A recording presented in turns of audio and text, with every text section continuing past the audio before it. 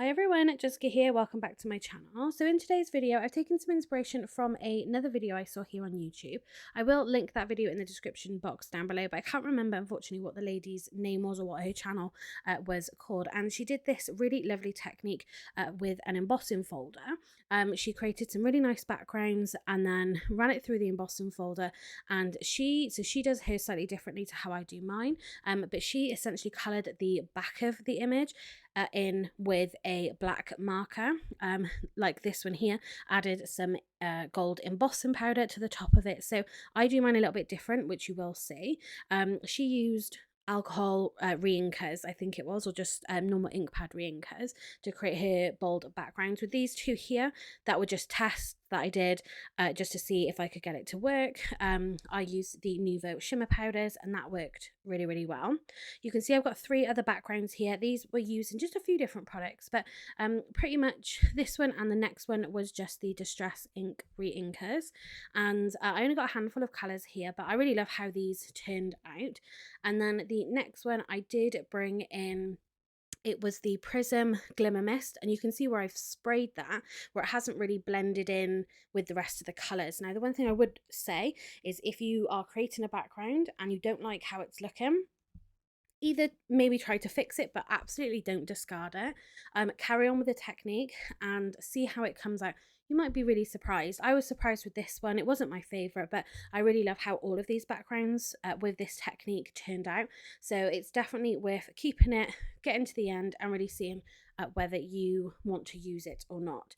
So these are the reinkers I've got. I did try using the just a Distress ink pad that I smushed into the matte, but it obviously wasn't as bright of a colour as what the reinkers were. So I don't end up using this for the red, because I want to get kind of as close to a full rainbow as possible.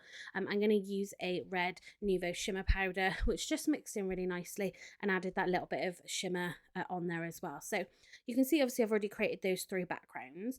I'm going to create another one here on screen so you can just see how I've done it and how easy it was. Then we'll get into kind of the embossing technique, and then at the end I'm just going to show you the cards that I created using these backgrounds. You can really kind of get that full journey of creating these backgrounds and using this kind of technique. So I think the colours I used were Salty Ocean, I believe it was mustard seed that I've got, and then you can see that I first of all started to sprinkle this red Nuvo shimmer powder. I do end up just mixing it with some water on my mat, and I felt like that was an easier way to use it than sprinkling on here, like you can see. But for this one, for all of them, I wanted to get kind of a very slightly different colour palette. For this one, I wanted that real kind of full rainbow look, so that's why I'm coming in trying to mix it to get the purples and the greens there as well. I think my favorite one out of the all of them is out of the three at the top is the middle one. That was Salvaged Patina, Picked Raspberry and Mustard Seed, and I thought they all worked and blended really nicely together. So I'm just coming in with water, so again picking it up, picking that colour up with my paintbrush that's slightly wet just to kind of get that moving. I put some water down to begin with on my cardstock, and the cardstock I'm using, again I'll link as much as I can in the description box down below. This is the watercolour cardstock from Creative Craft products. I don't think I've done my haul video as of yet, but you will see that come up in that haul video, and it worked really nicely. So when I talk about it in that video, I think that was after this video possibly that I filmed it, because I just wanted to test the paper as well. So in here, like testing it here, it worked really well. It didn't warp too much, it held a lot of water, so it is a really great option for a watercolor card.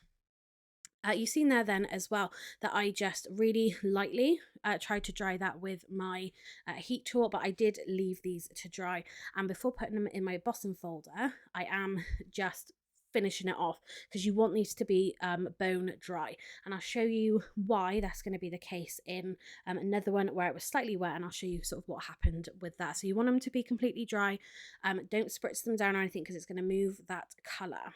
So what we're going to do now, I'm going to play this in real time so you can see exactly what I'm doing.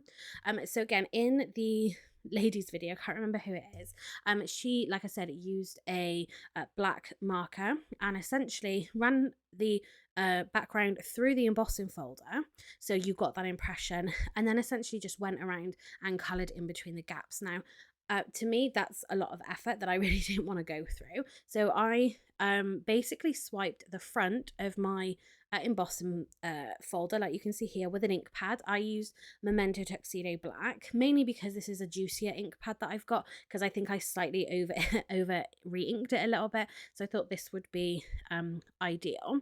And when we open this up, after I've run it through, you can see that we've got that cloud design, and then it's starting to apply that ink to essentially the background, to the bit that's not being embossed. So on the 4 different embossing folders that I used, it was essentially I was inking up, the same side, which is the top piece, so it's still allowing that design to be pushed up and embossed into your cardstock. That's what's going to keep all of that colour from that background, and then basically we're just pushing that black ink in between the rest of the gaps. So for this particular one, I think what I probably needed, because these are all different embossing folders as well by different companies, I think what I needed was slightly more pressure. So you can see I'm doing this over and over again because I'm trying to get that more solid black background. So with the others, I had more success with some of the other ones. I think I ended up doing this one, I think it was 4 or 5 times. I think it was 4 to really get that background to be more solid black. But then I was okay with how this came out, that it wasn't solid black, because I thought it still really added to this kind of background. But I love that you just got all of those colours there in those clouds, and then you have that really nice black background to that. So that's essentially the technique that we're doing today. You are going to get messy fingers with this. I certainly did. Obviously you're going to cut these panels down and things, so you know, you can be a little bit more forgiving with it. I again just left it to one side, just to help it, just to leave it to dry very naturally, so not really doing anything to these. And I absolutely love how all of these came out. So again, trying lots of different embossing folders that I've got. In the other video, I think she did a lot of florals, which looked really, really nice, but I don't have those kind of floral embossing folders. But again, I was just going with all different companies. I was going with different designs to really see how this technique worked, and for, you know, all the different kinds of folders that are out there. So this one is a cut and emboss folder. This came from, I want to say it was a Simply Cards and Papercraft from a couple of years ago, but I love how this turned out. So that love heart in the middle is going to die cut. The only thing I had with this is I didn't apply the ink the first time, or the first couple of times, right around that love heart, so the ink didn't transfer fully onto my background. So you can see here that I'm just kind of coming in much closer to get that nice little bit of coverage. But you can see here, you know, it just, you've got that really lovely background with all of that color coming through. So this is where I said, if you have a background that you're not particularly in love with, you don't like exactly how it's come out, like I said, just go with it, see how it looks when you've gotten to this part, because it might be the bit that you don't like, you don't really see very much, it might be covered up quite a lot. So yeah, you will be sort of nice and surprised. But this one was definitely, I think this one might have been my favorite. When we do the swirl one next, I do also really love that one as well. So yeah, absolutely love this. Going to turn this into a shaker card. So that first one was in real time. It just, you can see exactly what it is that I was doing. This one here, for these ones, sorry, obviously I am speeding through this because the process is exactly the same. But this is the one where I made the mistake where I didn't fully dry this panel. So the back of it ends up being wet. And essentially what happens then is, and you can see here right at the bottom, the colour has changed a little bit because there is water there. It's being pressed into the embossing folder, and essentially essentially what's happening is it's moving that colour around, it's muting it in this case. So I lost a lot of that vibrancy. So I was really disappointed actually, because I really loved how this one turned out with this particular embossing folder. Again, it was still nice. I've used it on a card and I still think it's lovely. But yeah, you definitely want to make sure it's bone dry so that you don't lose any of that background that you have created and all that colour that you've put into it. A couple of things that you want to be careful of, obviously, when doing this, is making sure that you are keeping the cardstock in the exact same place in the embossing folder, so you can re-emboss the exact same areas.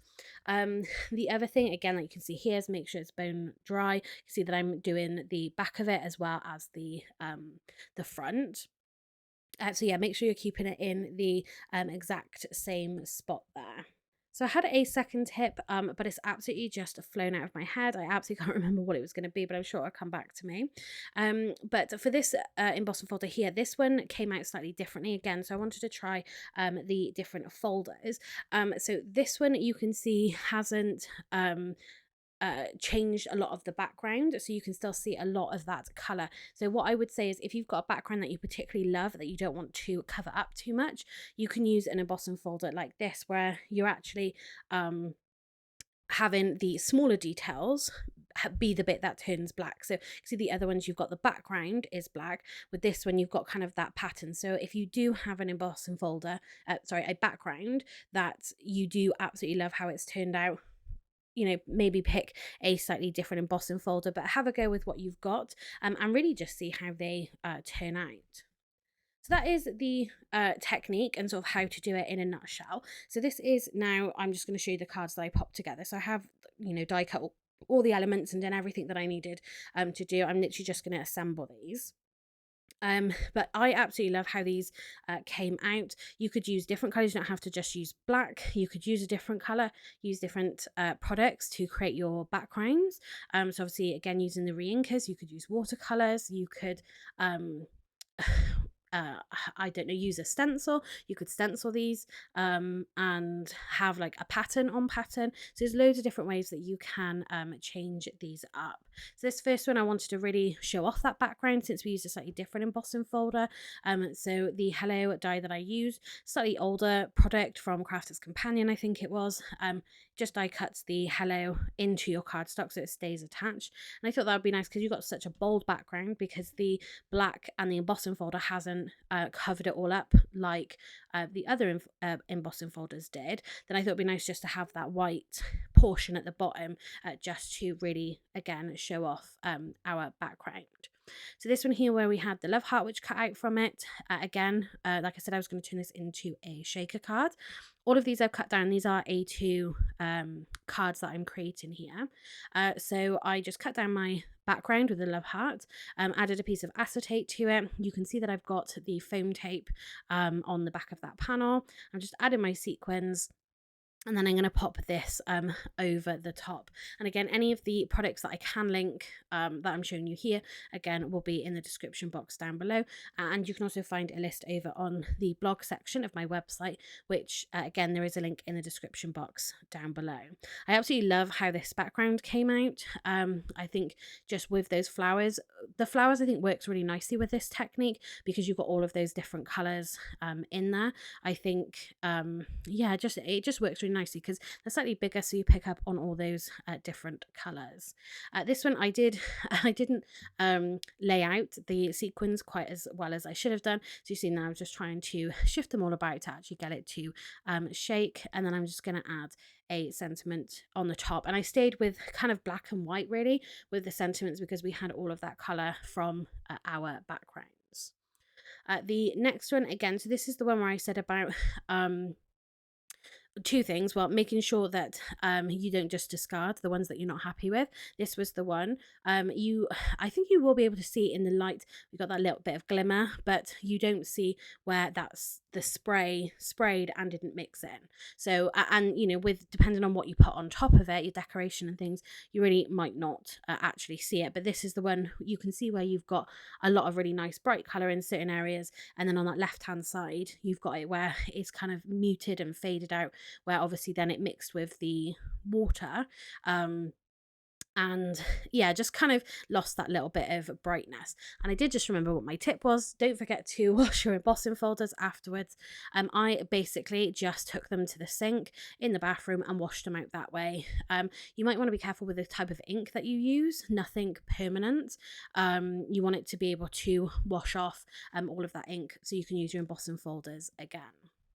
And then for my last card here, so this wasn't um how I wanted it to turn out. I thought I had a stamp set, but I'm not sure if I got rid of it or not, where it had a hot air balloon on it. And I thought that would work really nicely with this one, maybe as a kid's card, just with those clouds in that background. That's why I picked this embossing folder, but as it turns out, I couldn't find it.